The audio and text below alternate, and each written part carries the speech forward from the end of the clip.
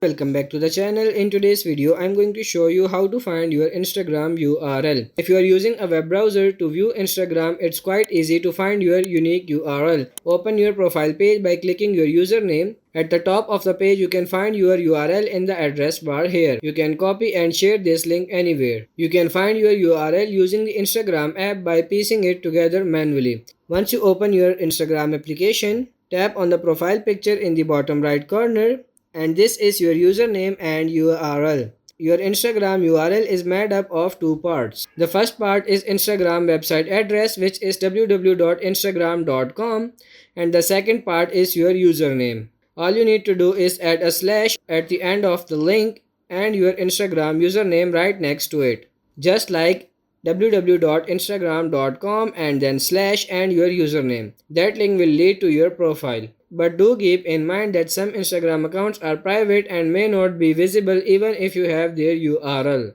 Deactivated Instagram accounts are also not visible. So that's pretty much it for this video. I hope this video was helpful. If it is, like it and subscribe to the channel. Thank you.